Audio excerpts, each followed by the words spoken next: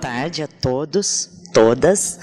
É uma grande alegria para mim estar aqui nesse momento, né, compartilhando essa mesa com o Tadeu, com a Vanice, estar aqui junto com vocês, né, nesse 5º CIAD, encontrando tanta gente querida, né, tanta gente que nos faz acreditar na universidade, né? Eu aproveito também para parabenizar, né, a Vanice, Luzmara, Carlos, pela coragem, né, de fazerem um evento como esse num momento tão difícil, né, da universidade brasileira e da pesquisa brasileira, e nos darem então essa oportunidade, né, de estarmos aqui, tantos grupos de pesquisa, 64, né, Vanice?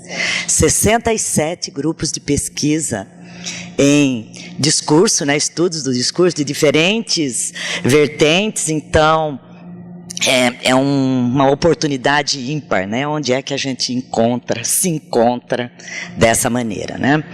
Então é muito bom estar aqui com vocês, né? E para falar um pouco sobre como Michel Foucault pensa essa questão da verdade, né, na sua obra. E é claro, aqui eu ocupo então esse lugar que seria o dos estudos discursivos Foucaultianos, né? Para tentar situar para vocês um pouco essa questão da verdade em Michel Foucault. Como vocês podem ver aí, o título da minha fala, ele tem uma heterogeneidade mostrada, né?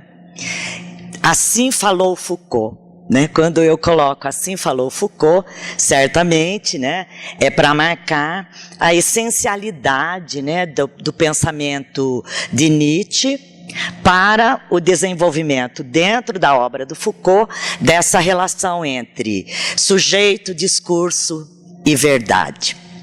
Então tentando, né, me aproximar disso que eu coloquei, assim falou Foucault, e a segunda parte é a que eu vou tentar mostrar, né, eu tentei fazer uma síntese, né, a verdade é historicamente construída e estrategicamente localizada, né, eu acho que aí já tem uma síntese da historicidade da verdade, para Nietzsche e para Michel Foucault, e também de como a verdade tem essa força estratégica, né, de como ela tem tudo a ver com o poder. Tem tudo a ver, seja com a aceitação, seja com o afrontamento ao poder. Tá? Para desenvolver aqui, rapidinho, né, meia hora, pouco tempo que nós temos aqui, né, eu penso em fazer 2 movimentos aí, né? No primeiro momento, apresentar para vocês esse Foucault leitor de Nietzsche, e principalmente, né, é claro que eu poderia falar do Foucault leitor de Nietzsche desde a sua primeira obra, né? Desde a História da Loucura até a última História da Sexualidade, porque atravessa toda a sua obra essa relação sujeito, discurso, verdade, poder. Mas eu vou situar aqui um momento determinado, que é o momento do início dos anos 70, quando Michel Foucault começa a elaborar a genealogia do poder, né, ou as ideias da sua genealogia. Aliás, é claro, o próprio conceito de genealogia já é uma leitura que ele faz de Nietzsche, né? Para poder mostrar, então, como se articula aí sujeito, discurso e verdade, e vou focalizar 3 textos, para a gente ser, assim, bem sintéticos, né? Nietzsche, a genealogia e a história, a verdade e as formas jurídicas e a ordem do discurso, que são 3 textos que me parece, onde está mais visível, né, essa relação. Foucault explicita a sua relação com Nietzsche nesses textos, e onde ele desenvolve, né, o seu pensamento sobre a verdade, tá? Então, no primeiro momento, quero construir isso, e no segundo momento, tentar expor para vocês como, nas minhas pesquisas atuais e de vários dos meus orientandos, nós temos buscado entender essa relação, né, discurso, sujeito, verdade e mídias, né, que isso é uma tônica muito forte nas pesquisas que nós fazemos, tentando analisar com vocês aqui um certo momento da história do Brasil, que é o momento da ditadura militar, tentando pensar como as mídias reconstroem e constroem essa verdade histórica, né? E particularmente dentro das mídias digitais. Enfim, como emergem essas memórias da ditadura militar brasileira, principalmente na web. Em outras palavras, né? Como que memória e esquecimento funcionam nas mídias digitais para a construção de verdades sobre a história. Então, ao focalizar esse período, né, da ditadura militar, como é que essas memórias tão ocultadas, tão apagadas, né, da história oficial do Brasil, como elas emergem e como que a gente pode caracterizar essa emergência no interior aí das mídias digitais, tá? Então, eu quero ver se eu consigo aqui fazer esses dois movimentos, né? No primeiro momento, falando mais teoricamente, né? Como é que o Michel Foucault, nesses 3 textos particularmente, constrói essas relações, e depois mostrar um pouco do trabalho que nós estamos fazendo atualmente, tá? Então, começando, né, por essa questão, como olhar a obra do Michel Foucault e percorrer a relação, como é que ele vê a questão da história, eu busco primeiramente esse texto, né, que é Nietzsche, a genealogia e a história, que está publicado na Microfísica do Poder, um texto maravilhoso, né, do Michel Foucault, e é não é exatamente o primeiro momento onde ele explicita, né, porque é que ele faz essa opção por Nietzsche e não pela filosofia tradicional. Isso vai estar mais desenvolvido no primeiro curso que ele deu lá no Collège de France, em 71, que é o Lições sobre a Vontade de Saber. A tradução é essa, né, Lições sobre a Vontade de Saber. Ele tem um longo momento dentro desse curso em que ele vai percorrer a filosofia tradicional, ocidental, e vai dizer por que é que Nietzsche é importante para ele. E ele vai sintetizar isso nesse texto, Nietzsche, a genealogia e a história, nos dizendo que em Nietzsche nós encontramos a análise histórica da própria formação do sujeito, a análise histórica do nascimento de um certo tipo de saber, sem admitir a pré-existência de um sujeito do conhecimento. O conhecimento é, portanto, invenção e não origem. Assim, a solenidade da origem, o Nietzsche nos ensina a opor os começos relativos. Se o conhecimento é uma invenção e ele não tem origem, é porque ele é histórico, ele tem uma historicidade.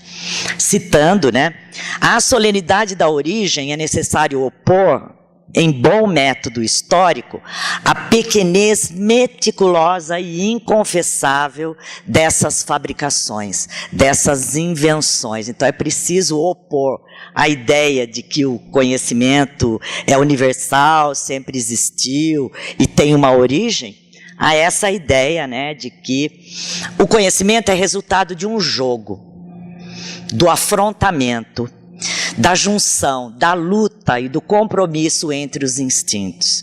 É porque os instintos se encontram, se batem e chegam finalmente ao término de suas batalhas, a um compromisso, que algo se produz. Este algo é o conhecimento. Portanto, todo e qualquer conhecimento é fruto de jogo, é fruto de luta. Assim, Nietzsche coloca no cerne, na raiz do conhecimento, alguma coisa como o ódio, a luta e, portanto, a relação de poder. Então, não há conhecimento sem que haja uma relação de poder. E é claro que aí ele está se referindo a uma certa filosofia clássica que separava saber e poder. E vai dizer, Nietzsche quebra esse mito de que o saber paira, né, acima do poder. E vai nos mostrar que o saber é resultado do poder. Isso nos introduz, então, numa história política do conhecimento, dos fatos do conhecimento e do sujeito do conhecimento. O conhecimento é político. E Nietzsche põe à nossa disposição um modelo para que a gente possa fazer uma análise histórica de uma política da verdade. E eu acho que isso é importantíssimo, né, para pensar esse conceito de verdade que está aí, né? A verdade não está fora do poder, nem carece de poder. Ela não é a recompensa dos espíritos livres, ou a filha das longas solidões, ou o privilégio daqueles que souberam libertar-se. A verdade é deste mundo. Ela é produzida nele graças a coerções múltiplas. E ela possui nele efeitos regrados de poder. Cada sociedade tem seu regime de verdade, sua política geral da verdade. E aí é que eu acho que é importante, grifei em vermelho. O que é que produz a verdade? Os tipos de discurso que uma sociedade aceita e faz funcionar como verdadeiros. Os mecanismos e as instâncias que permitem distinguir os enunciados verdadeiros ou falsos, a maneira como se sancionam uns e outros, as técnicas e os procedimentos que são utilizados para a obtenção da verdade, o estatuto daqueles que têm a função de dizer o que funciona como verdadeiro. Quer dizer, depois disso, né, mecanismos, instâncias, técnicas, procedimentos, sujeitos. Não há, portanto, a verdade como algo absoluto, originário. Ela é produzida graças, né, a técnicas. Além disso, o sujeito tem que ter um certo estatuto para ele poder produzir a verdade. E é isso que vai nos interessar, então, analisar, né, essas técnicas, esses procedimentos, o estatuto desses que produzem a verdade. E como eu quero dizer mais lá para o final aqui da minha exposição, esse sujeito na web, esse sujeito disperso da web, como fica esse estatuto, né, do sujeito dentro da web, cujo estatuto está praticamente pulverizado e dissolvido, né, em inúmeros lugares, tá? Então é a partir dessa ideia de política da verdade que eu passo para esse segundo trabalho do Michel Foucault. O livro acaba se chamando A Verdade e as Formas Jurídicas. E ele é uma reunião de conferências que Michel Foucault fez em 1973, no Rio de Janeiro. Tá? São várias conferências, né, que depois vão ser reunidas aí nesse livro. Aliás, ele começa a primeira conferência justamente falando da sua relação com Nietzsche. Tá? Qual é o tema geral, então, né, desse livro, para situar para vocês? A partir da análise de práticas jurídicas, né, a sua história, a sua evolução no campo do direito penal, o Michel Foucault enxerga um lugar de surgimento de formas de verdade que produzem saberes e criam formas de subjetividade. Então, vejam, são verdades que produzem saberes e que produzem os próprios sujeitos. Né, o que ele está nos dizendo, a subjetividade ela é produzida por essas verdades, né, que vão produzir certos saberes, e esses saberes vão produzir as subjetividades. Então, o que ele está interessado é tentar entender isso, né, a formação de um certo número de saberes em relação de força e de relações políticas no interior de uma sociedade. Como em determinado momento histórico, eu tenho determinados saberes, determinadas práticas, e como esses saberes e práticas produzem a verdade do sujeito. Produzem o sujeito e produzem a verdade do sujeito. E ele vai nos mostrar que as práticas jurídicas, elas são uma das formas pelas quais a nossa sociedade definiu tipos de subjetividade, formas de saber e, consequentemente, relações entre o homem e a verdade que merecem ser estudadas. Esse livro também é fantástico, né? No sentido de que a gente pode acompanhar com o Foucault a história do direito, que ele começa lá no Édipo Rei, né, mostrando como, eu já vou falar já, Édipo Rei, na verdade é uma síntese de um momento de transformação do direito, né, e como a gente pode observar nessas técnicas do direito, como elas são técnicas de busca da verdade, e como se desenvolveram técnicas para buscar a verdade. O veri dictum, né, no final de todo um processo, um juiz pronuncia o quê? O dizer verdadeiro, o veredictum, né? E isso tem uma historicidade, isso que eu acho legal de acompanhar aí nesse livro, né? Não foi sempre assim, né? As coisas foram se transformando, então há uma história da verdade. Há uma história, há uma geografia da verdade, né? E ele vai dar exemplo. Por exemplo, na Idade Média, o inquérito vai surgir como uma dessas formas, né, de pesquisa da verdade. O inquérito, né, vai surgir num certo momento, aí no meio da Idade Média, né? Depois é que vai ser utilizado dentro da reflexão jurídica. Então ele vai dizer, havia num momento mais arcaico uma técnica de busca da verdade, que é a prova. O inquérito vai surgir num certo momento, né, dessa história do direito, e a seguir, né, depois, mais para frente, aí nessa história da busca da verdade, vão aparecer outras técnicas que ele vai chamar de exame e que vão dar, por exemplo, vão dar início a determinadas áreas do saber, como a criminologia, a psicanálise. E ele vai dizer que, nesse momento em que aparece o exame, a busca da verdade por meio de provas, evidências, ela tem tudo a ver com o momento histórico, né, dos controles políticos e sociais no momento da formação da sociedade capitalista no final do século XIX. Então, veja, a história, a verdade tem uma história. E nós podemos acompanhar a história dos diferentes procedimentos, dos diferentes mecanismos, né, de busca da verdade, se nós observarmos a história do direito. Enfim, é isso que Michel Foucault vai nos fazer nesse livro, A Verdade e as Formas Jurídicas. E ele vai, então, nos mostrar que também, que além de ter essa história que nós podemos acompanhar, existem diferentes modalidades de verdade. E acho que isso o professor Chartier, hoje de manhã, ele falou várias vezes, né? As diferentes modalidades. Eu tenho uma modalidade de verdade que é própria do campo científico, eu tenho modalidades de verdade no campo da historiografia e eu tenho uma modalidade de verdade, por exemplo, na literatura. Então, a história é um gesto ideológico pensar que a verdade, ela é única, ela tem só uma natureza.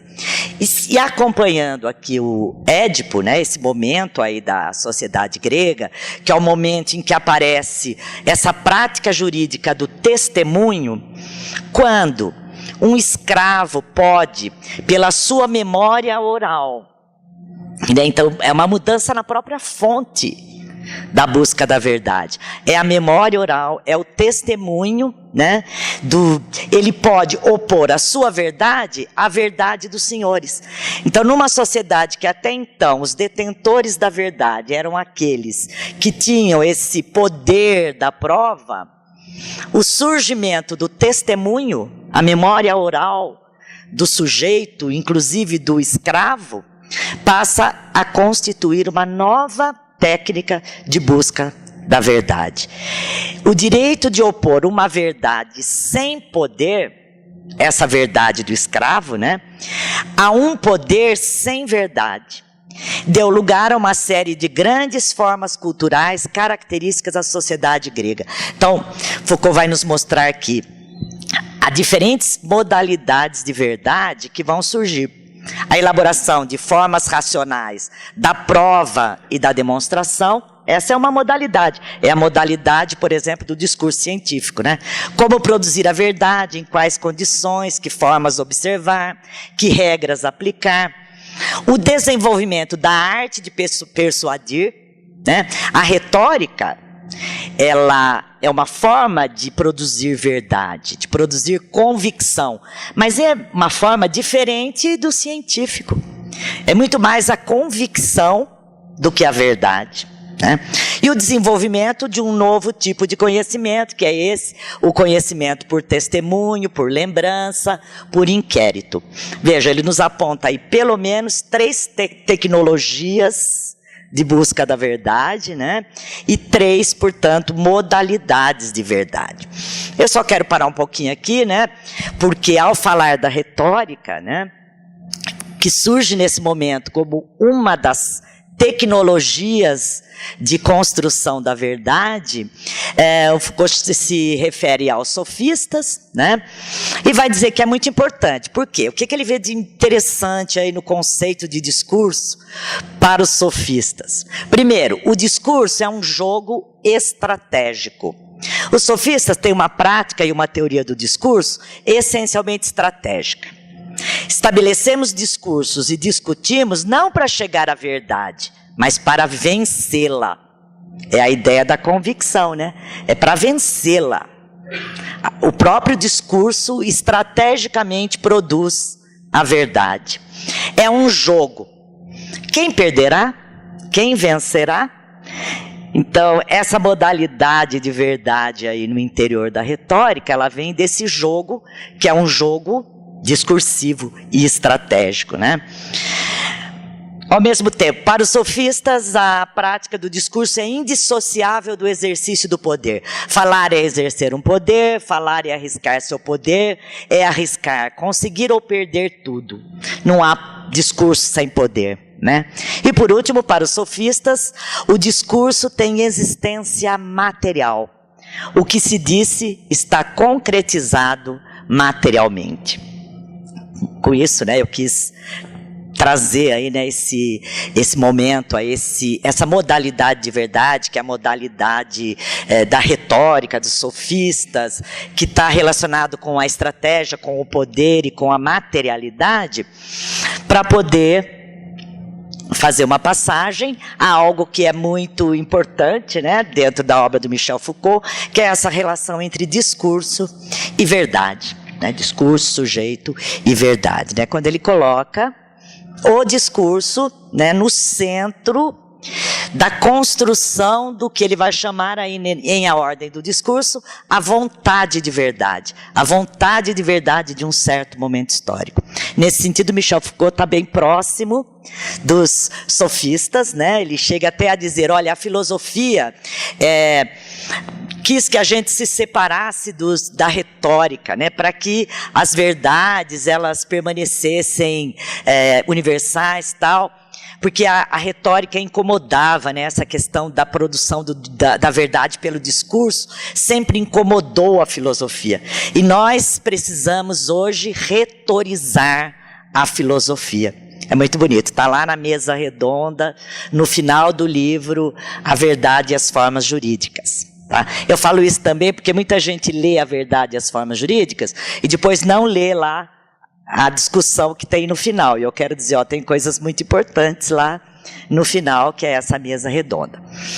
Então, a Ordem do Discurso, como vocês sabem, a aula inaugural, né, que Michel Foucault proferiu no Collège de France em 1970, dezembro de 1970, e que posteriormente foi publicado em livro, é uma aula magistral, né, em que ele usa aquele momento em que ele está numa instituição privilegiadíssima de saber, né, proferindo diante dos seus pares, né, dentro da instituição, um discurso, que é uma aula inaugural, e ele aproveita para pensar, meu Deus, por que é tão perigoso falar, né? Por que sempre se teve tanto medo do discurso? E ele vai enunciar, né, a partir disso, essa ideia fundamental de que toda a sociedade possui procedimentos discursivos que têm por finalidade conjurar os poderes e perigos do discurso e inseri-lo em uma vontade de verdade. Eu acho que fica bem claro para a gente, né, o quanto há essa relação entre discurso e verdade. Os discursos produzem as vontades de verdade. É claro que os discursos não estão desvinculados do social, do histórico, das instituições, né? É justamente isso que ele está falando o tempo todo. O discurso, ele é historicamente construído, mas ele tem uma materialidade, né? A verdade tem uma materialidade que é da ordem do discurso. Daí a ideia, a ordem do discurso, né? Então, toda a sociedade, e ele vai, vocês sabem, durante o livro, né, falar de determinados procedimentos. É importante para nós essa ideia de que um discurso só é aceito em uma época quando segue a racionalidade, o modo de legitimar a separação entre o verdadeiro e o falso dessa mesma época. Um discurso só é aceito se diante do verdadeiro e do falso se posiciona de acordo com a vontade de verdade vigente em sua época. Vejam, vontade de verdade, não é a verdade, mas as diferentes vontades de verdade. Não nos encontramos no verdadeiro, senão obedecendo às regras de uma polícia discursiva, que devemos reativar em cada um dos nossos discursos. Quer dizer, ninguém é livre para falar, nós estamos sempre sujeitos, né? E é muito interessante quando a gente pensa na web, né, nos meios digitais, porque tem a ideia de que lá pode tudo, né?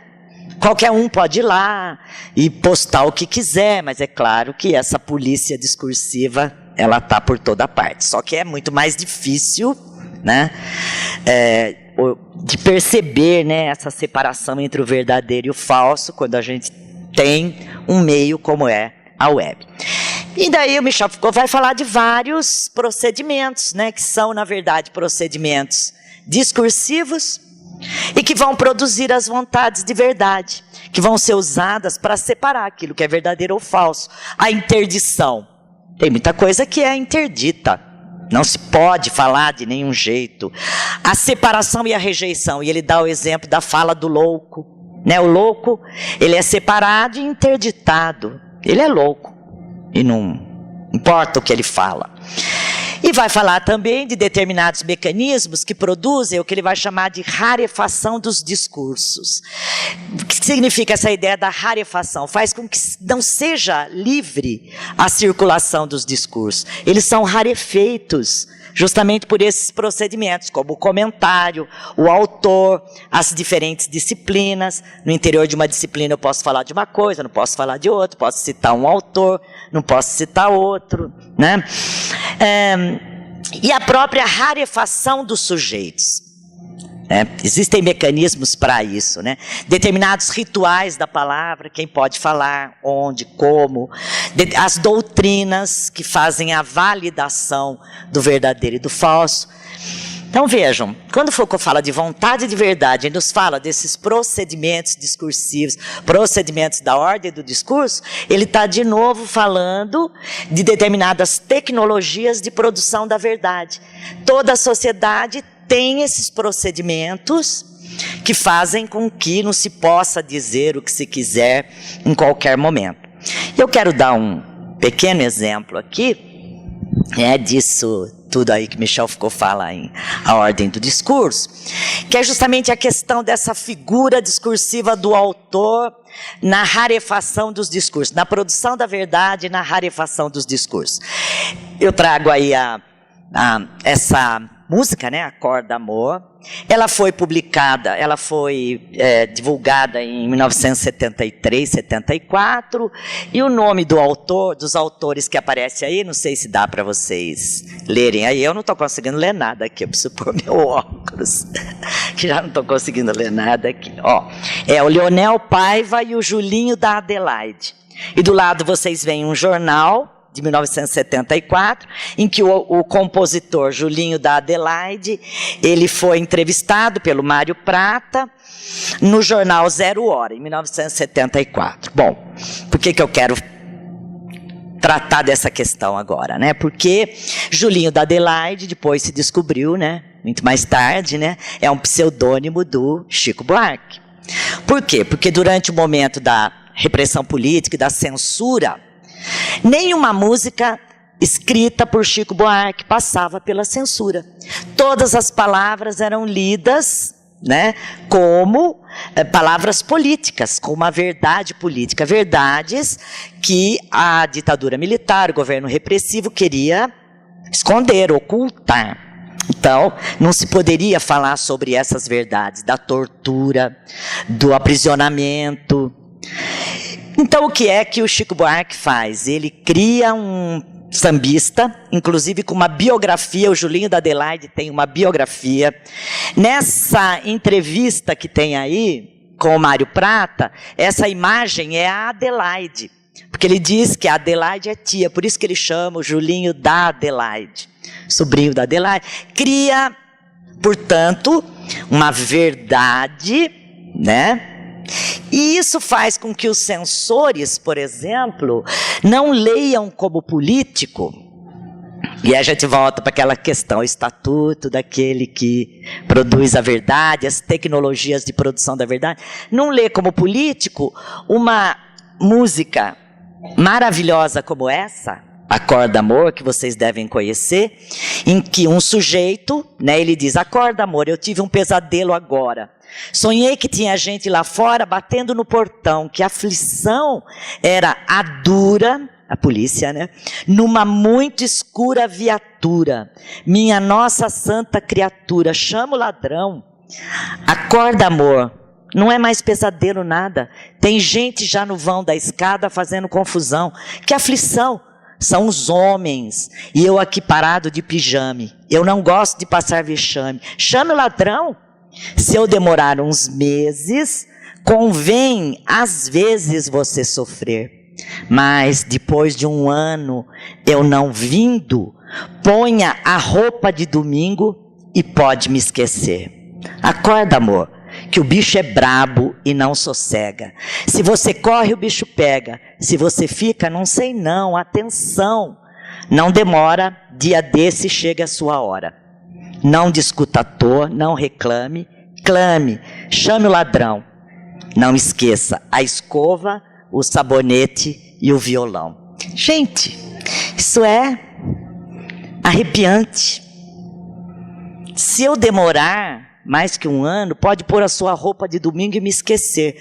Quer dizer, essa verdade, que é a verdade daquilo que se vivia nos porões, né, da ditadura, essa verdade oculta, ela pode ser lida, né, pode ser lida hoje, quando nós sabemos, né, que é uma música escrita pelo Chico Buarque, mas isso passou completamente invisível. A música foi gravada, não foi interpretada, né, mas é claro que por alguns sim, por outros não.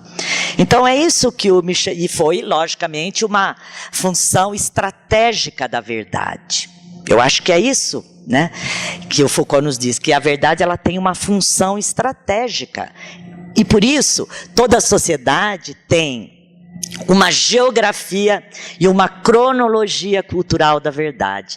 É uma entrevista que Michel Foucault, na verdade, História da Loucura e Antipsiquiatria, é uma conferência pronunciada em 1973 e que agora foi traduzido nesse livro, organizado pelo Attier e vários outros autores, que se chama Michel Foucault, que saiu agora em 2014 pela Forense, que eu acho muito legal, porque tem muita coisa inédita do Foucault, né, que foi trazido aí nesse livro, tá? E o que é que ele vai dizer? Há na filosofia clássica a ideia de que a verdade é universal, eterna, que há verdade em toda parte e sempre, que em torno de nós a verdade nos espreita, nos espera, está aí silenciosamente, passiva e adormecida, esperando o momento em que iremos voltar o olhar para ela e enfim acordá-la.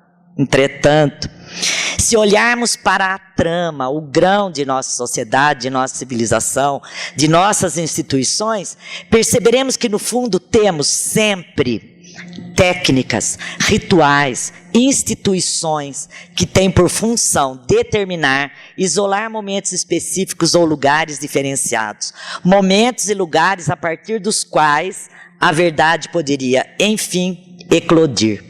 Como se, finalmente, a verdade não estivesse em toda parte, nem o tempo todo, mas como se devesse haver lugares em que a verdade explode e aparece, momentos em que a verdade pode ser apreendida, momentos em que ela vem à tona.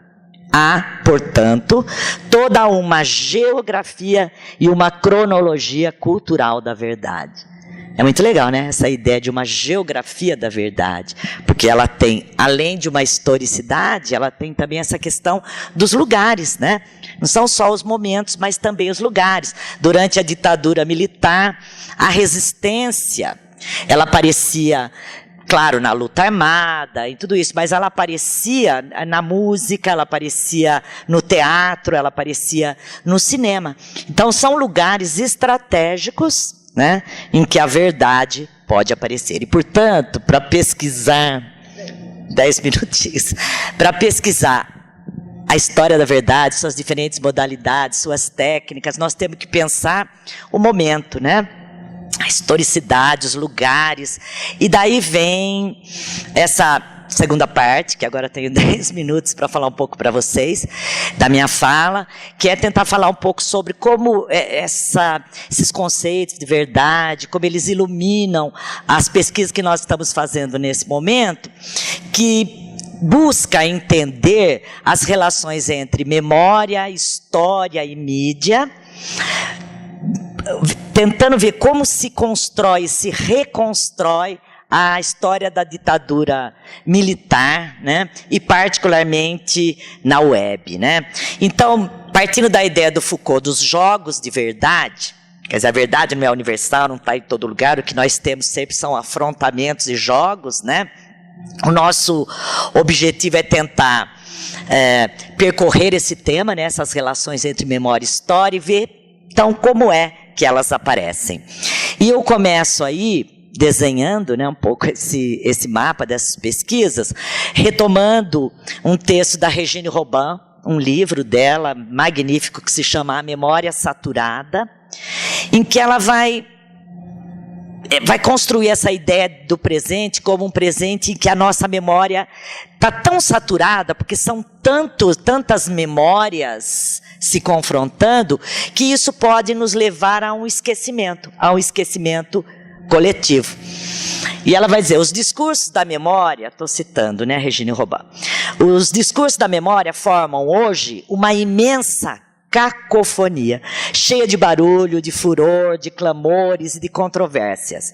Para onde quer que se olhe, um passado comemorado ou odiado, celebrado ou ocultado, contado, transformado ou mesmo inventado, se constitui nas malhas do presente. E pensando na web, já dá para imaginar, né, como tudo isso está lá, né, funcionando contraditoriamente. Aquilo que é visível, aquilo que é invisível, né, como isso aparece. E como existe aí nesse jogo e nesses confrontos, né, outras memórias que vêm ameaçar a memória, por exemplo, da história oficial do Brasil. Aquela história oficial do Brasil, né, de um povo pacífico, ordeiro, né, cordial. Nós nunca tivemos guerras, né? São todos estereótipos, né? Não temos vulcões, não temos terremotos, não temos guerra, nunca tivemos guerras, né? Essas outras memórias, elas vêm ameaçar, né? No momento em que se fala sobre a necropolítica, essa política da morte, né, que foi impetrada no Brasil desde sempre, né, na sua história. Os indígenas, os negros escravizados, os favelizados. A partir do momento em que há a possibilidade de que essas outras memórias apareçam, né, e eu estou falando aqui me lembrando da comemoração dos 500 anos do Brasil, né, que imediatamente começaram a aparecer os outros 500, eu não sei se vocês se lembram, outros 500, que eram os indígenas, os negros, dizendo, peraí, o que nós estamos comemorando aqui, né, num país, né, em que a gente tem essa desigualdade, essa miséria, essa pobreza, né? E os mortos, os desaparecidos, os torturados pela ditadura militar. Essa história, então, que sempre foi apagada, soterrada, elas têm frestas por onde aparecer, né, na web. Como é que elas funcionam, circulam? Essa é a nossa pergunta. Não temos uma resposta para ela, evidentemente, nesse momento, né? Mas é isso que a gente vem se perguntando. Como funcionam e circulam essas memórias tão saturadas, né, e tão contraditórias, nesses novos suportes imateriais, virtuais? O que é que nós fazemos com ela? Ou o que ela faz com a gente? Talvez essas duas perguntas, né, elas sejam extremamente importantes para a gente pensar essa questão do excesso de memória. Quando a Regine Robin fala da memória saturada, ela está falando dessa coisa do excesso, né? Nós temos um excesso comunicacional, as pessoas estão o tempo todo com o celular, tal, e temos um excesso de memória, portanto, né? Mas é claro que quando se fala em mídia, essa ideia do excesso e do perigo, ela não é de hoje, né? Claro que a web, ela dá uma dimensão muito mais tensa para isso, né? Muito mais profunda para isso, né? Mas vários autores, eu poderia até começar lá com o Nietzsche, no final do século XIX, ele já fala, né, do homem do final do século XIX como aquele que é doente de história. Tem em si todos os nomes da história, né? E, portanto, é o excesso que está fazendo com que esse homem fique doente. Então, é preciso diagnosticar essa doença, tal. Ou Krakauer, que é um estudioso da fotografia, que vai falar que a fotografia é um banco de dados da história e ela é operadora desse destino funesto aí da memória social, né, no momento do aparecimento da fotografia. Ou o clássico artigo do Walter Benjamin sobre a era da reprodutibilidade técnica, que todos vocês devem conhecer, quando ele fala dos perigos, né, que a reprodutibilidade, a fotografia, o cinema traz, né, para obra de arte, né, e como essa memória vai se fraturar a partir disso. Então, vários autores, né, como a Regine Robin, vêm insistindo nesse excesso de memória. Por quê? Porque esse excesso ele pode significar indiferença, indistinção, obsessão pelo arquivamento e estocagem. Enfim, uma sociedade que quer tudo guardar e sedimentar. O que seria, e aí vem a pergunta, o que seria o avesso do aquecimento, do esquecimento, não estaria, ao contrário, promovendo a obliteração coletiva? Na medida em que parece que tudo está lá a nosso dispor, eu digito no Google, né, e vem tudo ali para mim, né, está ali disposto. Será que isso não está promovendo o esquecimento coletivo?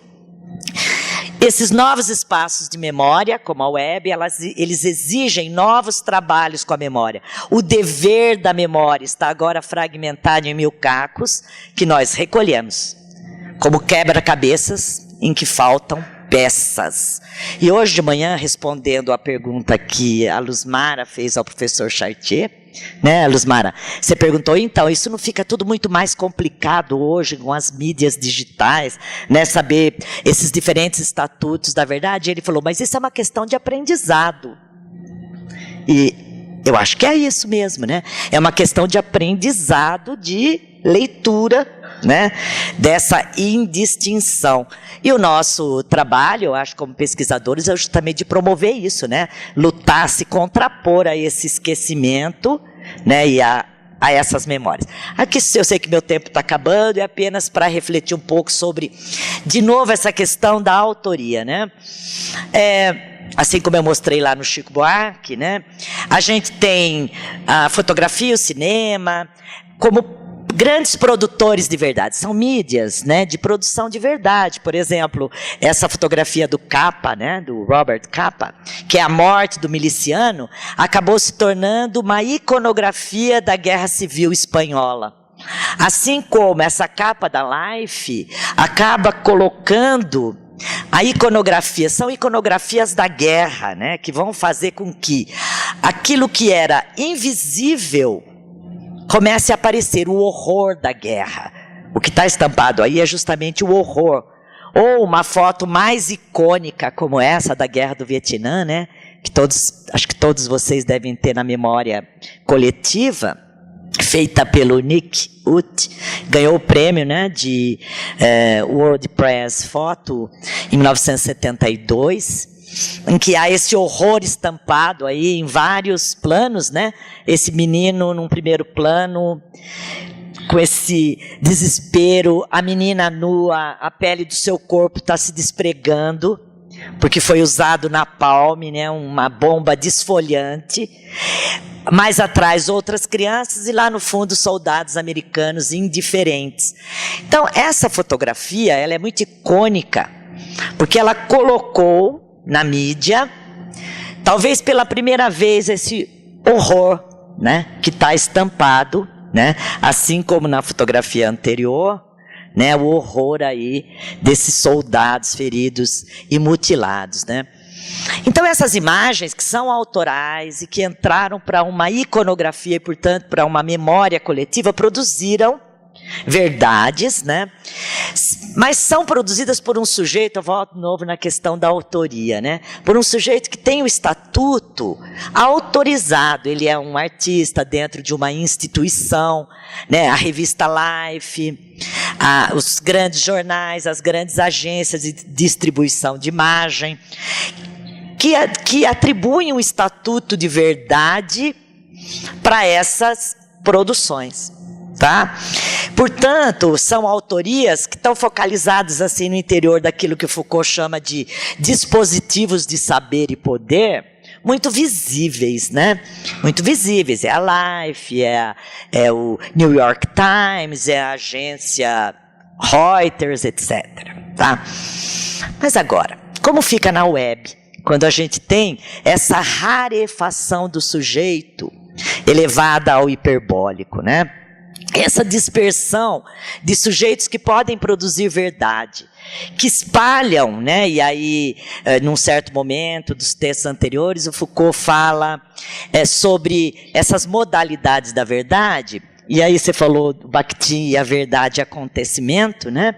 O Michel Foucault também retoma Nietzsche para falar que há pelo menos dois tipos de verdade, né? A verdade demonstração, que era a prerrogativa dos cientistas, é aquela verdade da ciência, que vem da prova, do exame, da demonstração, e essa verdade acontecimento, que num certo momento, lá no tempo do Édipo, né, era um dom dos adivinhos, dos profetas, dos inocentes, dos sábios, mas que a partir de um certo momento, e a mídia vai levar isso a um extremo, essa verdade acontecimento passa a poder ser produzida em muitos lugares.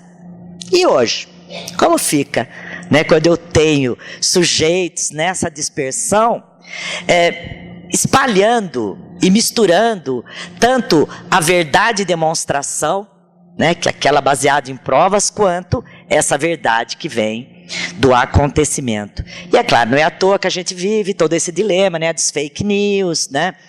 Tanto que o Facebook tem lá uma central de ajuda, né, vocês sabem, e ele dá lá algumas receitas, dicas para identificar notícias falsas. Eu nunca entrei, mas deve ser interessante entrar lá para ver, né, quais são essas dicas, né? Já estou terminando, viu, Vanice? E como é que fica, então, os anos de chumbo na web? Já que eu tenho toda a memória e todo o esquecimento espalhado nessa rede, eu tenho ao mesmo tempo uma amnésia, que é o esquecimento, e o memorialismo, né? Esse dever de esquecer e o dever de lembrar se confrontando. Não são desses jogos, é isso que eu estou enunciando aí, de que nos fala Foucault ao falar dos jogos de verdade? Esse dever de esquecer que determinadas instituições, instâncias nos dizem, né, que temos que esquecer, e outros que dizem que nós temos que lembrar determinadas verdades.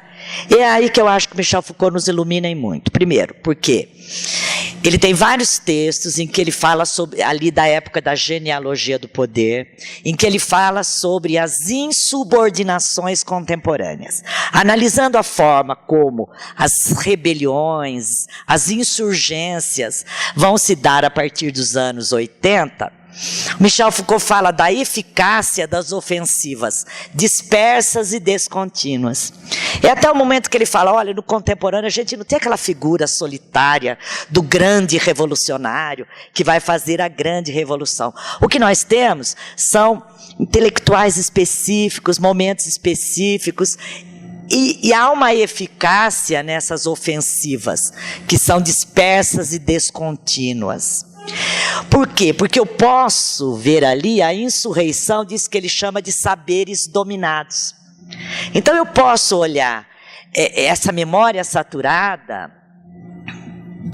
da web, também como esse lugar em que há a possibilidade dessa insurreição dos saberes dominados. E eu acho que é o caso quando a gente encontra essas memórias, né, de conteúdos históricos que foram sepultados, mascarados, incoerências funcionais, né? Como, por exemplo, os saberes que foram ocultados pela história oficial. né? Não houve ditadura militar, não houve repressão, não houve tortura, pelos dispositivos repressivos e pela lei da anistia. Então, eu acho que daria uma bela análise, né? Essa lei da anistia como um esquecimento coletivo de tudo isso. Como a lei da anistia foi um dispositivo, né, institucional para o esquecimento e a construção de um discurso da ordem, né, da passividade. Olha, nós estamos agora caminhando para o progresso, para a ordem e para o progresso, né?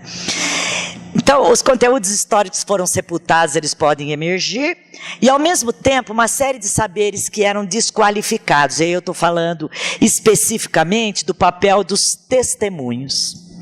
Os testemunhos, né, das vítimas de tortura, dos indígenas, por exemplo, na guerrilha do Araguaia, o papel das mulheres na luta armada. São todos saberes que foram ocultados, né, isso que o Foucault chama de saberes dominados, e que podem emergir nesse momento, né, justamente com esse papel do testemunho. Aí eu pego aqui, só para ferrar, né, que meu tempo já acabou, né, claro, a Comissão Nacional da Verdade, todos vocês sabem, foi instituída durante o governo Lula, né, justamente para acolher os testemunhos, justamente para dar visibilidade para essas memórias fraturadas, ocultadas, né? Mas eles sempre enfrentaram o que o próprio relatório da comissão chama de uma cultura do esquecimento, com que se pretende negar o acontecido e dificultar a apuração, né? Então, instituições, né, que querem esquecer. E, ao mesmo tempo, né, um dos objetivos aí da Comissão da Verdade é a valorização dos testemunhos, né, daqueles que viveram, dos familiares e dos torturados, como fundamentais para a construção da verdade histórica. Então, as diferentes fontes da história, né? Então, saberes dominados, né, eles se contrapõem à história oficial, aos documentos oficiais, para trazer, né, essas memórias que foram ocultadas. E aí eu estou me referindo a um blog, né, que é o Náufrago da Utopia, que é um dos lugares em que eu estou falando que há essa insurgência e o aparecimento dessas memórias, e que traz, aí é de 2008, né?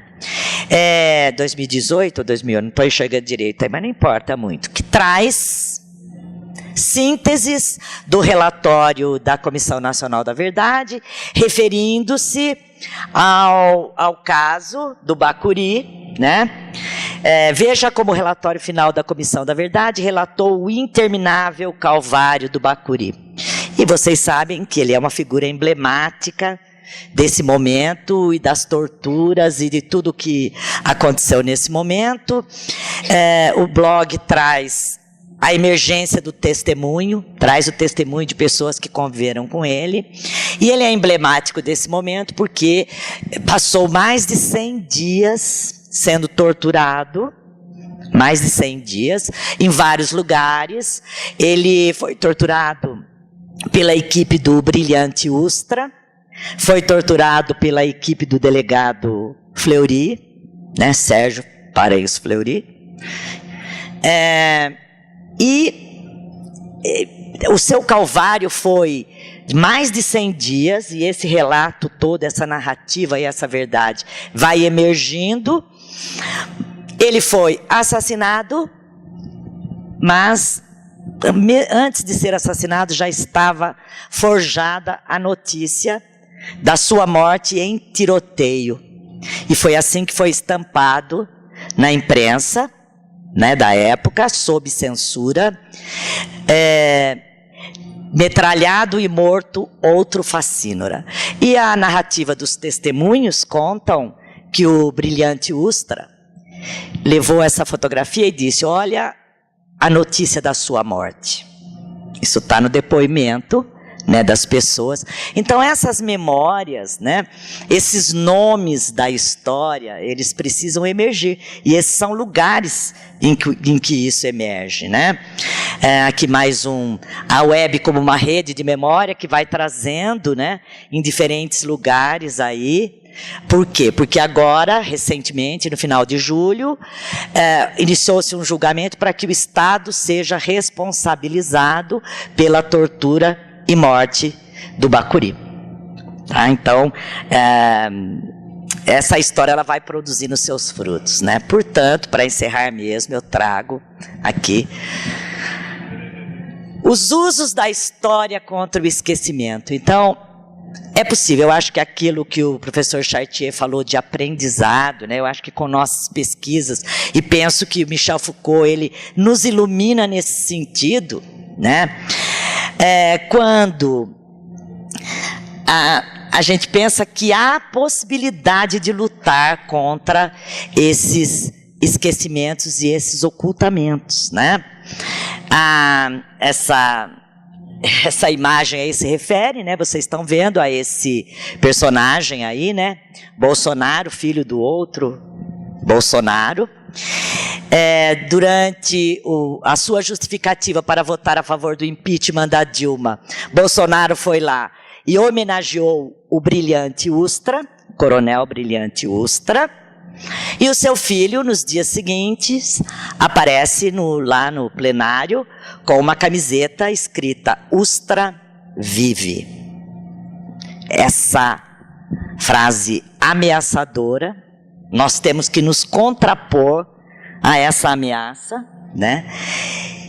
E eu estou aqui citando, né, esse estudioso do Holocausto, que ele aponta para a gente alguns dos usos que a gente pode fazer da história contra o esquecimento, contra os militantes do esquecimento, os traficantes de documentos, os assassinos da memória e os conspiradores do silêncio. E ele diz: se me fosse dado escolher, eu me colocaria do lado do excesso da história. De tal modo, o meu terror do esquecimento supera fortemente o meu terror de ter de recordar demasiadamente. É preciso ter esse terror do esquecimento quando a gente vê uma camiseta Ustra vive e um enunciado em que ele diz: a esquerda inventou, nada disso existiu. Não houve tortura, não houve repressão. Então, há um enunciado Ustra vive, a gente tem que contrapor. Lula vive. Lula livre. Lula lá. Obrigada.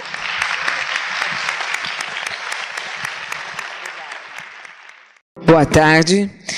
Nós, então, daremos início à mesa denominada Discurso e Verdade em Diferentes Campos dos Estudos Discursivos, e temos aqui presentes, né, os professores, o professor Geraldo Tadeu Souza, que é professor da Universidade Federal de São Carlos, nosso colega aqui de trabalho, né, do campus de Sorocaba. Ele doutorou-se, né, na USP e atua na área da linguística com ênfase em teoria dialógica da linguagem do Círculo de Bakhtin. É um bakhtiniano entre nós, que é um prazer ouvi-lo aqui. Ele trabalha além de trabalhar com pesquisas e na universidade, também tem um percurso de assessoria em coleção de livros didáticos, trabalhou no projeto Bairro Escola do município de Nova Iguaçu. Enfim, teve vários trabalhos de assessoria nesse campo da área do ensino, né? E continua atuando, acho que na pesquisa, mais fortemente nessa direção. Eu não tenho informação, talvez você possa nos dizer melhor. É um prazer recebê-lo aqui e também é um momento de alegria, né, que a gente possa ter aqui mais um professor da UFSCar, né, conosco aqui no evento. e a professora Maria do Rosário Gregolin, que eu não conheço muito, nem há muito tempo, né? É nossa vizinha aqui na Unesp de Araraquara. Eu digo nossa vizinha na Unesp porque ela continua no programa de pós, né? Continua atuando no programa de pós, embora ela diga que agora tem um pouco mais de tempo para os netos, né? E, bom, se eu disser o currículo dela aqui, né, nem sei quantos doutorados ela já orientou, 60, 70, sei lá, né, e coordenou vários DINTERs, MINTER, PROCAD, né, professora durante muitos anos e excelente pesquisadora, e só por isso eu posso dizer que ela foi minha orientadora, né, um privilégio, e trabalhamos juntos, né, nessa seada aí de compreender o Foucault, de partir de um momento que era o estudo da análise do discurso pechetiana, que é por onde nós começamos, e buscando os indícios, os traços do Michel Foucault nessa discussão proposta pelo Michel Pechet, né, e dali buscar a leitura, né, do Michel Foucault em diferentes períodos.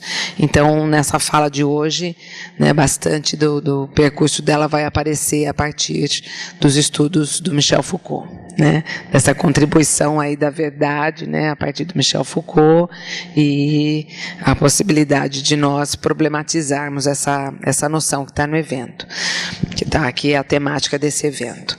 Então, não vou me estender mais que isso, vou passar a palavra para o professor Geraldo Tadeu Souza, e na sequência, então, a Maria do Rosário Gregolin.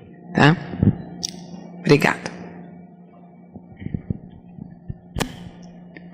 Bom, boa tarde a todos e a todas. É um prazer estar aqui participando do CIAD, né, o primeiro CIAD que eu participo, e discutindo e trazendo uma problematização dos estudos discursivos a partir da perspectiva bakhtiniana.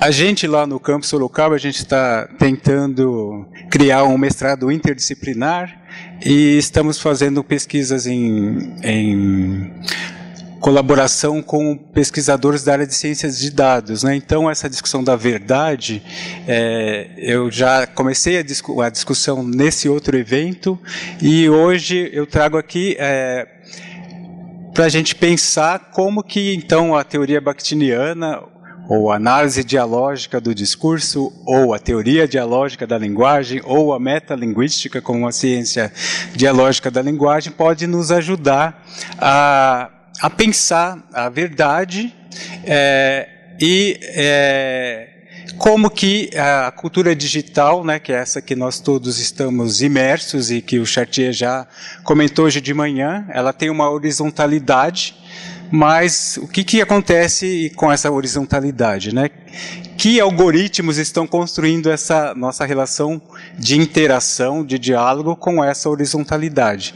Então, um pouco essa discussão que eu vou tentar trazer, e isso está envolvendo hoje, principalmente, essa ideia do fake news, né, ou true news. Então, uma primeira provocação que eu queria trazer para vocês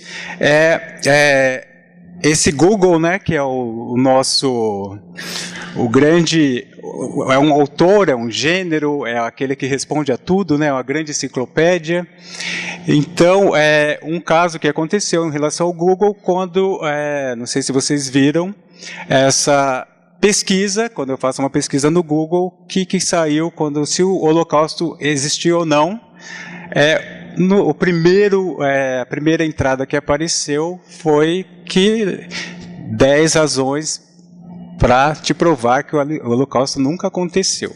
Então, isso criou uma polêmica, isso gerou também respostas de outras revistas. Então, se a gente pensar numa perspectiva primeira de verdade, a verdade como acontecimento, é uma verdade que o Bakhtin vai colocar. Então, foi um enunciado, você fez a pesquisa, isso passou a ser unidade da comunicação dialógica digital. Não é? Então, isso gerou um escândalo.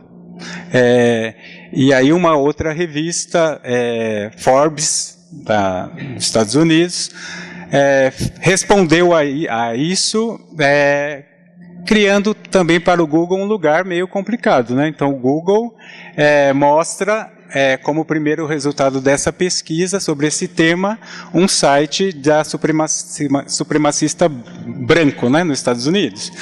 Então, numa das respostas você tem aí a imagem, né, da Anne Frank. Então, o diário de Anne Frank recebendo 1 milhão de cópias.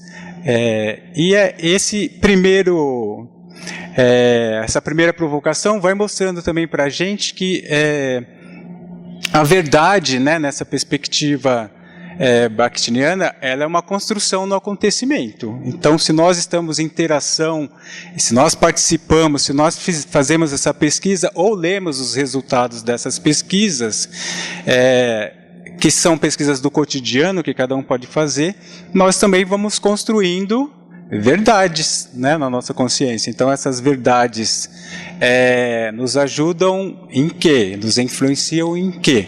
Não é? Então, para pensar a partir da perspectiva bakhtiniana, eu acho que uma primeira aproximação, então é uma teoria que ela tem uma orientação filosófica muito clara, aliás, 2 orientações filosóficas muito claras.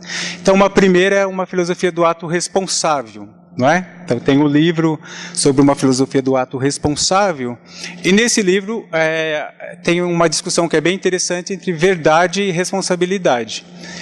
Então essa verdade, ela é construída a partir de um ato responsável. Então eu vou ler algumas citações aqui para ir participando da nossa conversa, porque como é uma obra enciclopédia, e eu já estou fazendo uma seleção, né, então o meu algoritmo de pesquisador, não é, já vai selecionar alguns lugares dessa obra que é complexa e imensa, mas que eu acho que podem nos ajudar a trazer a perspectiva bakhtiniana para dentro dos estudos do discurso, né, do discurso como enunciado. Então, uma questão primeira é essa que a relação do ato com a palavra, que eu acho que é importante que aparece nesse livro. Então, a expressão do ato a partir do interior e a expressão do existir evento único no qual se dá o ato exigem a plenitude inteira da palavra. A palavra plena e única pode ser responsavelmente significativa. Pode ser a verdade e não somente qualquer coisa de subjetivo ou fortuito.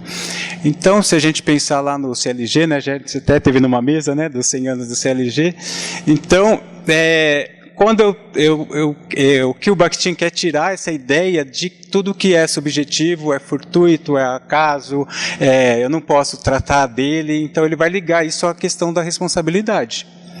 Então, tem uma verdade aí que você, ao assumir um ato, você assina e gera essa responsabilidade, não é?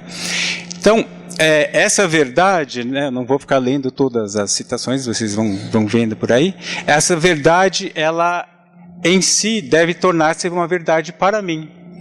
Então, para alguém que postou lá no Google aquele resultado que não havia 10 motivos que o Holocausto nunca existiu, para aquela pessoa, para ela mesma, aquilo era uma verdade. Agora, quando essa verdade se encontra com a verdade dos outros, aí que começa, eu acho que é a grande questão bakhtiniana, do dialogismo, da interação, né, da reação e da comunicação responsiva, que vai sendo construída a partir de todos os atos que vão sendo construídos por cada um de nós. Uma outra filosofia importante que nos ajuda também a pensar, que aparece principalmente nesse livro aqui, do Voloshinov agora, né, que Bakhtin também é um autor múltiplo, né, então você tem publicações dele como Bakhtin, como Voloshinov e como Medvedev, como outros autores também. E a gente tem a nova tradução do Marxismo e Filosofia da Linguagem, feita direto do russo, que também nos ajuda a esclarecer bastante conceitos que estavam um pouco com problemas na tradução anterior. Então, quem pensou sobre teoria da enunciação em Bakhtin, até a versão anterior, a partir dessa, está convidado a pensar também Bakhtin a partir de uma teoria do enunciado. Será que tem diferença para vocês? Não sei, não é? Mas eu acho que é interessante voltar, porque o enunciado, né, talvez diferente da teoria da enunciação, principalmente na perspectiva do Benveniste, o enunciado concreto, ele é simultaneamente um ato único e uma unidade da comunicação discursiva. Então, como que eu posso imaginar um enunciado a partir desse lugar? Só se eu coloco esse enunciado numa situação em que tem autor, tem destinatário, então tem uma situação em que eu posso enxergar esse enunciado. Então, meu objeto são enunciados concretos produzidos por outros, não é? E isso, dentro da perspectiva bakhtiniana, acho que é muito importante, do círculo do Bakhtin, não é? Então, no marxismo filosofia da linguagem, tem a proposta de uma filosofia da palavra como signo ideológico. Então, pensar a palavra não como signo linguístico, mas como um signo ideológico, tem uma modificação muito grande. Não é? Porque nos enunciados, as palavras elas existem como signo ideológicos. Então, as palavras têm valor. E valores que podem ser contraditórios dependendo de quem produz o enunciado. Não é? Então, se eu tenho um site supremacista branco produzindo um enunciado sobre o Holocausto, ele vai usar a palavra Holocausto num sentido completamente diverso, né, de quem acredita que o Holocausto realmente existiu.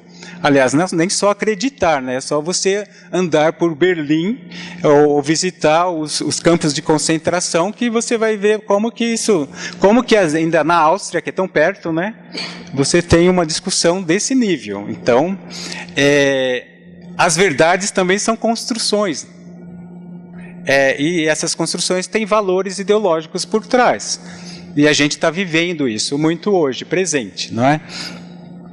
Então, trazendo então o signo ideológico então para o enunciado, o Voloshinov, né, nesse livro, ele vai dizer que os destinos do enunciado e da personalidade falante na língua refletem e refratam, né, os destinos sociais da interação discursiva, da comunicação verbo-ideológica em suas tendências essenciais. Um outro fator bem importante nessa nova tradução é que vocês vão poder perceber que gêneros do discurso não está apenas no ensaio do Bakhtin, os gêneros do discurso. Gêneros do discurso também é desenvolvido aqui nesse livro. Tá? Gêneros cotidianos e gêneros ideológicos. Então, também a verdade das traduções, né, se a gente trazer um pouco essa ideia, né, a verdade das traduções, principalmente numa esfera científica, né, então o Bakhtin disse isso ou não disse isso? É do círculo, é do Bakhtin e do Voloshinov? Então coloca uma questão para o Bakhtin que eu acho que é bem importante nessa perspectiva, que é a ideia da dúvida, não é? Se eu duvido, eu posso pesquisar. Se eu aceito como verdade, então aí a conversa para. Não é? Nessa tradução também tem uma nota que eu trouxe porque ajuda a gente também a pensar as duas palavras russas que traduzem verdade. Então, uma é istina e outra é pravda. Istina está relacionado mais a uma verdade absoluta, e a gente vai entender daqui a pouco porque o que é essa verdade absoluta, né? A verdade do conhecimento, por exemplo, é uma verdade que se constrói como uma verdade absoluta, não é? Então, ela vai se substituindo, principalmente em algumas áreas da ciência. E pravda está mais ligado ao cotidiano. Então, se a gente pensar, quando eu falo da verdade do acontecimento, eu estou falando muito de pravda. Então, a verdade que cada um de nós constrói no nosso cotidiano, a nossa verdade. Tá? E aí, nesse livro, é interessante que também aparece que tipo de estudo, né, que o o Círculo do Bakhtin está fazendo e como que o Voloshinov, que é um livro... Agora, quem quiser ler essa tradução, eu acho que vocês vão sair daquela ideia, Bakhtin não tem metodologia, Bakhtin não faz proposta nenhuma, é só um monte de conceitos que tem problemas, muitos de tradução também, que talvez ajudem vocês a resolver. Mas, pensando nessa ideia da verdade, o Voloshinov vai dizer que há diferentes modos de acompanhar a formação dialética da palavra. E ele vai propor 3 caminhos.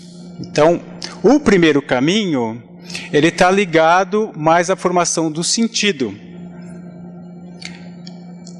Ou seja, a história da ideologia no sentido exato da palavra. A história do conhecimento como a história da formação da verdade absoluta. Pois esta é eterna apenas como uma formação eterna da verdade absoluta. E a história da literatura como a formação da verdade artística. Então, acho que de manhã a gente teve a oportunidade de ver um pouco isso, em relação à literatura, não é? A literatura constrói uma verdade artística, não é? A ciência constrói também uma verdade absoluta. Até hoje, então essa verdade absoluta seria o Istina. Tá? Então, uma verdade que todos nós ficamos fazendo, né, reverência a essa verdade, né? Os cientistas que produziram, ou os grandes artistas da palavra também, que produziram as grandes obras, a gente continua tomando essas experiências estéticas ou científicas como verdades absolutas. Um outro caminho que se encontra diretamente ligado e correlacionado ao primeiro é o estudo da formação da própria língua como matéria ideológica, como meio de refração ideológica da existência, pois o reflexo da refração da existência na consciência humana se realiza somente na palavra e por meio da palavra. Então, aí ele traz a ideia de que eu posso estudar a verdade a partir do como a língua vai construindo a verdade. Então, se a gente pensar nas gramáticas, né, as gramáticas vão construindo uma verdade das línguas também. E aí tem também já aí uma contraposição de gramáticas, né, que a gente pode ver, e a gente tem gramáticas novas, né, no Brasil, que vão se contrapondo a gramáticas anteriores. Mas o que eu acho que é o mais importante, né, e eu vou pulando algumas coisas aqui, porque senão não vai dar o tempo, né? Esse terceiro caminho, que eu acho que é o caminho do Círculo do Bakhtin, que eu acho que eles escolhem e que seria o mais importante, não é? Que seria a refração da formação social da palavra na própria palavra, sendo que esse caminho se desdobra em 2. A história da filosofia da palavra e a história da palavra na palavra.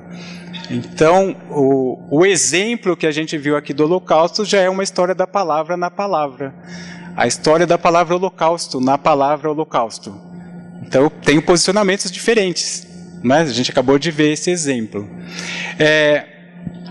Nosso trabalho assume justamente essa última direção. E ele está colocando esse problema. Por quê? A história da verdade absoluta, a verdade do conhecimento, a história da verdade artística e a história da língua podem ganhar muito com o estudo das refrações do seu fenômeno principal, o enunciado concreto nas construções da própria língua. Então, tanto a verdade absoluta da ciência como a verdade artística da literatura existirão para cada um de nós na nossa interação com elas. Não é? Ela não existe fora da interação. Então, quando a gente entra em interação com essas verdades, a gente aceita, não é? Como verdade ou não.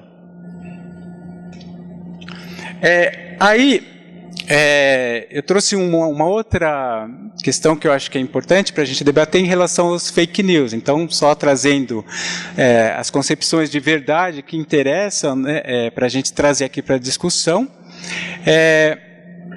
Tem um relatório, né, então voltando um pouco para essa ideia do fake news ou não, um relatório que saiu da Comissão Europeia, que é um órgão executivo da União Europeia, e que foi também está circulando aqui em alguns blogs no Brasil, Eu tirei de um desses blogs essa discussão. O que me interessa, principalmente, é a gente discutir um pouco fake news dentro do Brasil. Então, a realidade da Europa, para enfrentar uma indústria como Google, Twitter e Facebook, é muito diferente da nossa. Não é? Então, eu vou tentar mostrar um pouco isso aqui, a realidade que a União Europeia está propondo para os seus membros em relação à produção. Eles nem querem usar esse termo fake news, né? Então eles estão falando da desinformação. Tá? Então, uma primeira recomendação desse relatório é abandono claro e inequívoco do termo fake news, porque a própria comissão estava usando esse termo inicialmente. É um termo inadequado que não explica a complexidade da situação e gera confusão na mídia e debates políticos, bem como no tratamento do tema pelos pesquisadores. Uma outra questão que vamos tentar transpor para a nossa realidade. Um apelo claro para o apoio financeiro para meios de comunicação independentes, verificação de dados e fontes e alfabetização de mídia e informação. Um apelo às plataformas para que compartilhem os dados. A comunidade de verificadores e fact-checkers pedem às plataformas mais acesso aos dados há anos. E é especialmente importante que Google, Facebook, Twitter se comprometam com isso. Então é um jogo de forças, não é? Um jogo de forças pela verdade. Não é? Pensando na perspectiva bakhtiniana, é um jogo de forças pela verdade. Um pedido para que instituições públicas em todos os níveis da União Europeia compartilhem os dados de forma rápida e eficiente quando solicitado por organizações de verificação de dados, corrigindo-os quando apropriado. Olha, isso é interessante, né? Mas voltando àquela ideia da verdade do acontecimento, depois que na cultura digital uma verdade vira acontecimento, ela é disseminada de um tal modo que algumas pessoas vão tentar, vão descobrir que isso é uma desinformação. Outras, a grande maioria, não. Não é? E é impressionante como você forma opinião a partir do celular. Não é? Então, vindo para cá, no carro do motorista da universidade, a discussão de quem votar na eleição, o motorista, Marcelo, ele falou que uma pessoa, um outro professor, sentou ali onde eu estava, e mostrou no celular uma pesquisa no WhatsApp que colocava um determinado candidato com 86%. Então, percebem como é muito fácil, você coloca é verdade? Aí ele ficou para mim, pesquisa se isso é verdade, pesquisa se isso é verdade. E aí eu mostrei para ele as duas pesquisas dos nossos institutos, né, Datafolha e Ibope, e ele falou, mas quantos vão ter esse tempo de checar? Quem vai checar? Não é? Quem vai checar essas informações para a gente? E a criação, uma outra recomendação, né? Criação de uma rede de centros de pesquisa sobre desinformação na União Europeia, que tem 28 membros, né? E acho que essa última, principalmente, é bem importante, né? A existência de uma abordagem colaborativa que envolve todos os atores relevantes, então essa ideia de quem é ator relevante, né? Com um processo previamente estruturado que documentará os progressos realizados e irá apontar os atores que não tomam suas responsabilidades a sério. E o que você vai fazer com isso? Vai chamar a ONU? Não sei se adianta. Então, essa experiência de checagem no Brasil, eu trouxe aqui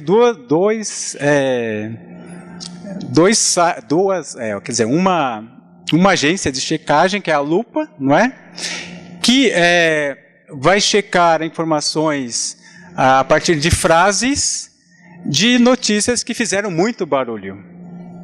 E o que eles vão mostrar como resultado dessa checagem? Essa lista de etiquetas aí que vocês estão vendo. Falso, contraditório, verdadeiro, ainda é cedo para dizer, exagerado, subestimado, insustentável, verdadeiro mais, de olho. Então, com isso, quem que vai dizer isso? Eu vou ter que entrar na Agência Lupa todo dia para saber se vamos dizer que falou verdadeiro mas. Então, quem que vai me dizer o mas? Quem vai me dizer? Bom, mas pelo menos aí tem uma série de etiquetas. E aí temos aí também a checagem, né? Nossa, fato ou fake, de todos esses órgãos aí da mídia, né? CBN, Época, Extra, G1, Globo, Globo News, ou Globo e Valor. Que aí é fato ou fake, ou mais ou menos. Então, quem decide a verdade para a gente dos fatos, se é fato ou fake? Então, eu acho que a teoria bakhtiniana vai nos ajudar a pensar um pouco sobre isso. Quem que está dizendo que é falso ou fake? Quais são? É a Lupa? É o Globocom? E por que eu devo acreditar? Eles constroem uma verdade, não é? Vai estar lá disponível, quem acessar e interagir vai vai ser influenciado por isso. Uma outra questão, então, voltando para a teoria, que eu acho que é muito importante, é pensar, então, o falante e sua palavra como objeto de transmissão interessada no sentido prático. Então, essa ferramenta aqui, que vive na nossa bolsa, ele é um lugar de ação e interação no sentido prático e de outros sentidos ideológicos também. Mas trazendo isso para o nosso cotidiano é muito digital, não é? De todos aqui. Tem alguém que ainda não tem um celular aqui? Por exemplo, né? Então, voltando na ideia bakhtiniana, quando ele vai discutir, então, no cotidiano, então, o que acontece no nosso cotidiano em relação aos discursos alheios, né? Que é o problema da palavra na palavra. Pode-se dizer, francamente, o que mais fala no dia a dia é sobre o que dizem os outros.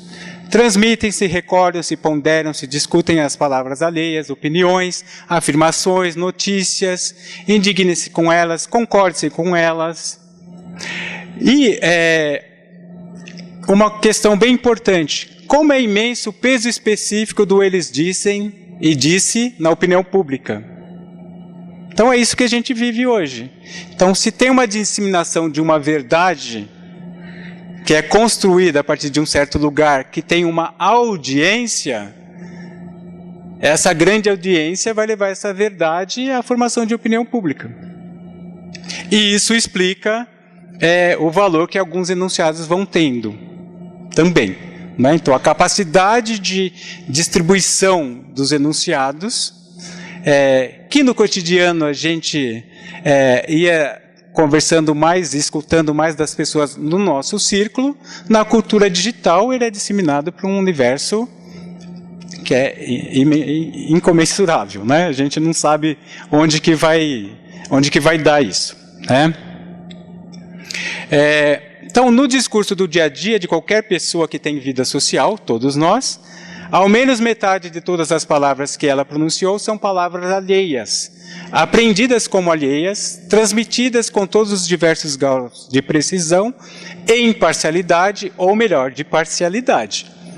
Não existe neutralidade na nossa comunicação cotidiana e nem na nossa cultura digital cotidiana. Não tem essa neutralidade. O signo é ideológico, né? Nossas palavras são ideológicas, pode preencher qualquer valor, não é? Uma outra questão, então, tudo bem, né? Então, o Bakhtin e o círculo, né? Eu acabei de falar, olha, ele tem possibilidade de análise, né? A análise dialógica do discurso vai mostrando isso, ele vai mostrando como os discursos vão se orientando a partir de um contexto de autoria. Então, discurso direto, discurso indireto livre, discurso, como apareceu hoje de manhã, discurso quase livre, que ele falou, o Chartier, que seria um discurso indireto livre na tradição francesa, não é? Então, os discursos vão circulando dentro de certas formas, de certas molduras. E essas molduras, quem cria a moldura, cria o que vai ser a verdade do discurso do outro, não é? Então, o contexto que moldura o discurso do outro cria um fundo dialogante cuja influência pode ser muito grande. Então, se a gente pensar da fotografia que a gente da pessoa que deu a facada no candidato, vocês perceberam que aquela imagem, quem pôde acompanhar em alguns sites, ela foi transplantada, a imagem da pessoa, para vários eventos ligados a eventos que não existiam. Não é? Então, constrói-se verdades, e é interessante essa ideia do fundo dialogante. Então, quem assistiu o Fantástico domingo pode ver muito bem o que é isso. Então, eu coloco uma imagem, sem pronunciar, a imagem também constrói a verdade. Eu não preciso falar, eu construo um fundo dialogante em que eu ligo uma determinada pessoa a um determinado lugar, partido. Então, percebe? É um pouco isso que eu acho que a cultura digital se apropria com uma velocidade imensa e constrói verdades. Constrói memes também. Mas os memes têm menos alcance do que a verdade séria, não é? Porque a verdade séria tem mais audiência e tem os canais de grande audiência. Então, olha o que o Bakhtin já está falando lá, nos anos 30, né, 1930. Um polemista de má fé e finório sabe perfeitamente que fundo ideológico subpor as palavras do seu adversário, citadas com precisão para deturpar o seu sentido. Então, a gente viu só o exemplo do Holocausto, né, mas acho que a gente tem convivido com vários exemplos disso, né. Então, tanto a informação, né, quanto a molduragem do discurso do outro, ela pode começar a aparecer na chamada do Jornal Nacional, e depois, quando você chega na notícia, você já está preparado para aceitar aquela verdade como absoluta. E, na realidade, aquela é uma verdade do acontecimento, né? É uma verdade právida. Por que a gente aceita a verdade právida como verdade ístima? Então, essa é uma questão também para a gente pensar, né, como verdade absoluta, não é? Eu vou... Meu tempo, né? Meu tempo é difícil, né? Nossa! Então, eu vou pular um monte de coisa, gente, para mostrar, então, como que o Bakhtin vai colocar para a gente dois tipos de discurso que é muito importante para a gente refletir atualmente. Uma distinção que ele faz entre o discurso autoritário e o discurso interiormente persuasivo. Aliás, toda a obra do Bakhtin é feita dentro desse discurso interiormente persuasivo. Por isso que estudar Bakhtin é também se colocar no lugar de um ato responsável de pesquisa. O Bakhtin escreveu toda a obra dele durante, principalmente, o realismo socialista. E a linguagem única contrapôs um discurso interiormente persuasivo. Então, a gente não precisa aceitar a verdade absoluta. Há espaços para a gente construir uma verdade dialógica. E esse espaço é o que o Bakhtin vai chamar muita atenção nesse ensaio Discurso no Romance, tá? Eu não vou falar muito do discurso autoritário, porque vocês já conhecem bastante o discurso autoritário. Ele está muito em moda. E ele é como aquele fake a agência de checagem do Globocom, não é? Ou você aceita parcialmente o outro, rejeita totalmente o terceiro ou concorda. Então, você não tem muitas opções, não é? Em relação ao discurso autoritário. Agora, o discurso interiormente persuasivo, que eu acho que são algumas páginas desse ensaio, Discurso no Romance, que eu acho que é importante demais para todo mundo que se interessa pela teoria bakhtiniana ler e tentar enxergar isso nos seus objetos de pesquisa, né, que nessa perspectiva seriam sujeitos de pesquisa que também falam, né? Então, está exatamente no capítulo o falante no romance, né? Então, o discurso interiormente persuasivo, ele tem uma importância determinante na consciência individual, no processo de formação ideológica. Para a vida ideológica independente, a consciência desperta cercada em um mundo de palavras dos outros, das quais ele, a princípio, não se destaca. Quando o pensamento independente, que experimenta e seleciona, começa a funcionar, o que acontece em primeiro lugar é que a palavra interiormente persuasiva se separa da palavra autoritária e imposta e das massas de palavras indiferentes que não nos tocam. E aí ficamos com as palavras que nos tocam. Há um pensamento participativo não indiferente ao que está acontecendo no mundo. No uso da minha consciência, o discurso interiormente persuasivo é metade meu, metade do outro. Nós estamos construindo, é uma verdade em construção, uma verdade dialógica. Sua eficiência criadora consiste exatamente em que ele desperta o pensamento independente e uma nova palavra independente, em que ele organiza de dentro massa de nossas palavras e não fica em estado isolado e imóvel. Como eu vi uma pergunta de manhã em relação posso fazer até esse primeiro exemplo provocador, né, em relação a um determinado candidato de direita, o Holocausto existe ou não existe, e outras séries de que no estudo do algoritmo está se chamando de discriminações algorítmicas. Mas então, eu só tenho discriminações algorítmicas, consigo influenciar isso se eu projeto algoritmos que saiam das discriminações de verdades construídas para todos, né, nessa cultura digital, em que os valores são tomados como verdade, coisas que a maioria vai continuar achando como verdade indefinidamente. Não é? Acabando o meu tempo. Deixa eu pular aqui.